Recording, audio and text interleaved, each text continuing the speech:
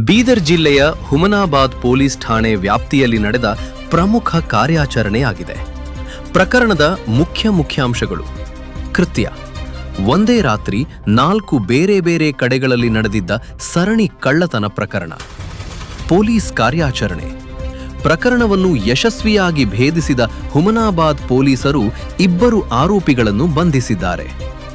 ವಶಪಡಿಸಿಕೊಂಡ ಸೊತ್ತುಗಳು: ಚಿನ್ನಾಭರಣಗಳು, ನಗದು ಹಣ.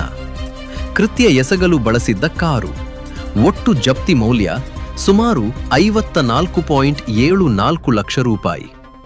ಪೊಲೀಸರ ಈ ತ್ವರಿತ ಕಾರ್ಯಾಚರಣೆ ಮತ್ತು ಭಾರೀ ಮೌಲ್ಯದ ಸೊತ್ತುಗಳ ವಶ ಸಾರ್ವಜನಿಕರ ಶ್ಲಾಘನೆಗೆ ಪಾತ್ರವಾಗಿದೆ.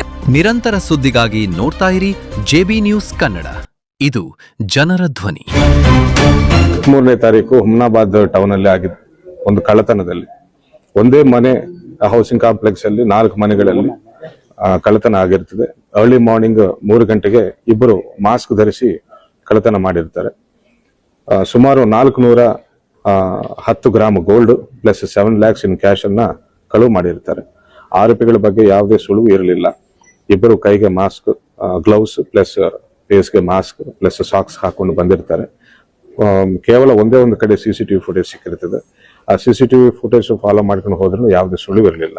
ಆದ್ರೆ ನಮ್ಮವರು ತಾಂತ್ರಿಕವಾಗಿ ಟೆಕ್ನಿಕಲ್ಲಿ ಕೇಸನ್ನು ಕ್ರ್ಯಾಕ್ ಮಾಡಿ 2 ಆರೋಪಿಗಳನ್ನು ಪತ್ತೆ ಮಾಡಿ, ಒಬ್ಬರು ಬಿಜಾಪುರ್ಗೆ ಸೇರಿದ್ದ ಉಮೇಶ್ ಅಂತ ಪತ್ತೆ ಮಾಡಿದ್ದಾರೆ.